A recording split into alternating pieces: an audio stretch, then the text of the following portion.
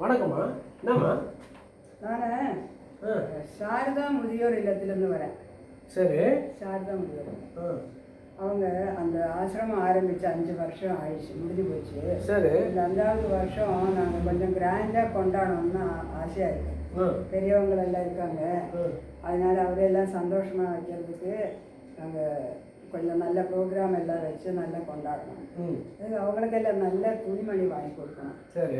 அதனால நான் எல்லா வீடுலையும் போய் நல்ல பட்டு புடவை, நல்ல பட்டு வேட்டி, சட்டை, ஆர்டினரி சட்டை இருந்தாலும் பரவாயில்ல, அது இருந்தால் கொடுங்க. அவங்களுக்கு கொண்டு போய் அடிய வச்சு கொண்டாடினா சந்தோஷப்படுவாங்க. இருந்தால் கொடுங்க. பட்டு புடவை, பட்டு வேட்டி, சட்டை, பட்டு சட்டை எல்லாம். ஆமாம், நீங்கள் எங்கேருந்து வரேன்னு சொன்னீங்க? சாரதா முதியோர் இல்லம். இது அந்த ரயில்வே ஸ்டேஷன் பக்கத்தில் இருக்காது? ஆமாம் ஆமாம் ஆமாம். எனக்கு போன வாரம் தான் நான் போய் கொடுத்துட்டு வந்தேன் கொஞ்சம். அப்படியா? இருங்க அப்படியே. இல்லை, அந்த வாட்ச்மேன் எனக்கு நல்லா தெரியும்.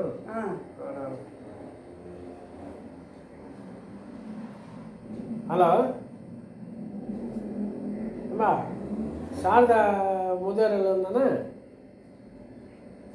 என்னது, கீழ்பக்கம் ஆஸ்பத்திரியா? இல்லைப்பா, சாரதா முதியோரத்துலேருந்து ஒரு அம்மா வந்திருக்காங்க. அம்மா எதோ ஃபங்க்ஷன் கொண்டாடணுமா, பட்டு வச்சுட்டு பட்டு சட்டைலாம் கேட்டுன்னுக்குறாங்க. என்னது, அப்படியா? என்னது, கணக்கு கொடுக்கலையா? பட்டு சட்டையா? ஓ, அது வேறையா? அப்போ நீங்கள் கீழ்பாக்கம் தானே? ஓ, அது இல்லையா? அப்போ நீங்கள் அவங்களுக்கு பார்ட்னரா? உங்கள்கிட்ட கணக்கு கொடுக்கலையா? என்னது, ஹவுஸ் ஓனரா? ஓ, இதே பல மாதமாக பூட்டி இருந்தது. சரி, எதாவது தேர்வுமான்னு சொல்லிட்டு நானும் உள்ளே வந்தேன். நானும் முன்ன மாதிரி ஒரு திருடன் தான்யா. இங்கே உள்ளே வந்து பார்த்தா தான் தெரியுது, எல்லா பீரோவும் திறந்து கிடக்கு. எனக்கு முன்னாடி எவனா வந்துட்டானா, இல்லை இந்த ஹவுஸ் ஓனர் தான் எடுத்துன்னு போய் எல்லாத்தையும் வேறு இடத்துல வச்சுட்டு போயிட்டாரா, அதுவும் தெரில. நானே எதுக்கு வந்தேன்னு ஆயிடுச்சு. ஏன்னா இங்கே ஒன்றுமே இல்லை. டேய் வைடா போன, இதில் ஒரு என் கூட பார்ட்னர் வேறு சேர்றியா நீ? உள்ள வைடா, ஃபோனை வைடா, நான் வரேன். வேறு அந்தம்மா கிட்ட எங்கே ஆளை காணும்? ஏய், லைன்லக்கா எங்கே போனாங்க? அவங்களுக்கு காணும். ஏய், எல்லாம் கூட்டு சேர்ந்து தான் திருடுறாங்களா? ஏடா, நானே திருடேன், எனக்கு மேலே திருட ஆரம்பிக்கிறேன் நீ. வைடா போன, உன்னெல்லாம் பிடிச்சி உள்ள தள்ளணும். அன்பானவர்களே, இங்கே பார்த்தீங்களா, திருடுறதுலேயும் கூட்டு களவாணி. ஏதோ ஒரு முதியோர் இல்லத்தை சொல்லி அவங்க இங்கேருந்து வராங்க. இப்போ நம்மளும் அது இதுன்னு சொல்லி நம்ம கொடுக்குறதுக்கு ஆரம்பிக்கிறோமா? அதுவும் பாருங்கள், பட்டு வேட்டி, பட்டு சட்டையம், இதில் வேறு ஃபங்க்ஷன் வேறு கொண்டாடுறாங்களாம். இது எந்த விதத்தில் நியாயமாக இருக்குது சொல்லுங்கள்? இப்படி தான் நம்ம வீடு பூட்டிட்டு போகும்பொழுது போலீஸ் காவல் நிலையத்தில் இன்ஃபார்ம் பண்ணிடணும். ஓகேவா? அடுத்தது பார்த்தோம்னாக்கா, பக்கத்து வீட்டில் அங்கே இங்கெல்லாம் வந்து ஒரு சேஃப்டிக்கு சொல்லிட்டு போகணும். ஏன்னா அவங்க கண்காணிச்சுனே இருப்பாங்க. நம்ம சொல்லாமல் போயிட்டோம்னா, அந்த வீட்டில் பராமரிப்பு இல்லாமல் இருக்கிறது தெரிஞ்சுது அப்படின்னா, இப்படி பல பேர் வருவாங்க. ஆல்ரெடி பார்த்தீங்களா, ஒருத்தன் உள்ளே இருக்கான்றான், ஒருத்தன் வெளியே இருக்கான்றான், இப்படி 2 பேர் பார்ட்னர் வேறு சொல்லிங்கிறாங்க. இப்படி எல்லாம் பல பிரச்சனைகள் இருக்கும். அதனால் நீங்கள் ஊருக்கு போகிறதுக்கு முன்னாடி காவல் நிலையத்தில் ஒரு இன்ஃபார்ம் பண்ணிவிடுங்க.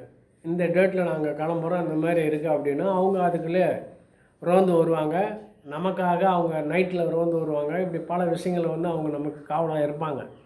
காவல் வந்து நண்பன் சொல்லுவாங்க இல்லையா, இது 100க்கு 100% கன்ஃபார்மான விஷயங்கள். அதனால் அன்பான தாய் குலங்களே, உங்களுக்கும் சரி, நீங்கள் இந்த மாதிரி போகும்பொழுது கவனமாக இருக்கணும். அப்படி வீட்டில் இருக்கும்போது கூட இப்படி யாராவது வருவாங்க, அந்த இல்லம் இங்கே அது இதுன்னு சொல்லிட்டு முதியோர் இல்லத்தை வந்து கெடுத்து விட்ருவாங்க, அந்த பேரை கெடுத்துருவாங்க. நீங்கள் கொடுக்கணுன்னு உங்கள் மனசில் தென்பட்டால் என்ன கொடுக்கணுன்னு நீங்கள் முடிவு பண்ணுறீங்களோ, நம்ம அதை நேர்முகமாக போய் அந்த முதியோர் இல்லத்துலேயோ அந்த அனாதை இல்லத்துலேயோ நீங்கள் கொண்டுன்னு போய் கொடுக்க வேண்டியது கொடுங்க.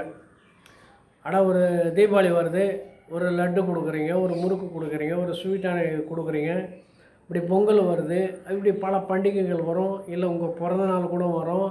அதுக்காக நீங்களே போய் நேர்முகமாக அவங்களுக்கு கொடுத்தீங்கன்னா அந்த பிஞ்சு மனசுகளை வாங்குகிற சந்தோஷம் இருக்குது பார்த்தீங்களா, அந்த சந்தோஷமே உங்களை பெரிய லெவலில் கொண்டு போயிடும். ஆமாம், இதை விட ஒரு வாழ்த்து சொல்கிறதுக்கு வேறு இதுக்கு மேலே பகவானாக இருக்கான், எல்லாம் அவர் பார்த்துக்குவார்.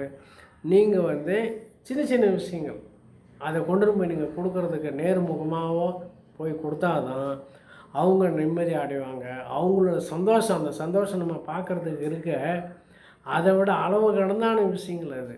அந்த நமக்கு ஒரு பையன் இருந்தால் எப்படி இருப்பான், ஒரு மருமக இருந்தால் எப்படி இருப்பான், இப்படி நம்மளை வந்து பார்க்குறாங்களே அப்படின்னா அந்த பெற்றவங்க, அந்த பேரண்ட்ஸ், அந்த வயதானவர்கள், அவங்க மனசுக்குள்ளே ஒரு ஆறுதலை உண்டு பண்ணோம்.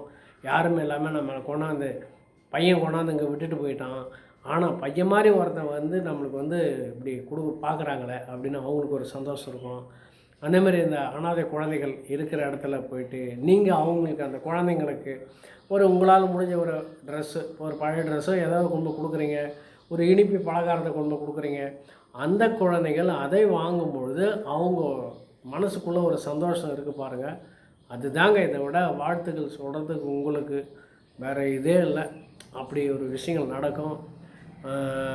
அன்பாகிற சொந்தங்களே, இந்த வீடியோவை நீங்கள் பார்த்துனுங்கன்னா ஆமி சேனல் நீங்கள் இதுக்கு முன்னாடி பார்த்துருந்தாலும் இனிமேல் ஒரு சப்ஸ்கிரைப் பண்ணுங்கள், லைக் பண்ணுங்கள், ஷேர் பண்ணுங்கள். முக்கியமாக வந்து உங்கள் ஃப்ரெண்ட்ஸ் சர்க்கிளில் இந்த வீடியோவை கொண்டு போய் சொல்லுங்கள், ஓகேங்களா? நீங்கள் ஷேர் பண்ணி விட்டுருங்க. ஏன்னா பல இடத்துல பல விஷயங்கள் இந்த மாதிரி நடந்துன்னு இருக்குது, ஏமாற்றக்கூடிய சூழ்நிலை இருக்குது. மறுபடியும் சொல்கிறேன், காவல் என்பது போலீஸ் உங்கள் நண்பன். நீங்கள் எங்கே சென்றாலும் ஊருக்கு போகிற விஷயத்த அங்கே வந்து முன்னாடியே சொல்லிடுங்க. இல்லை டூர் போகிறீங்க, அதையும் அந்த காவல் நிலையத்தில் சொல்லிடுங்க.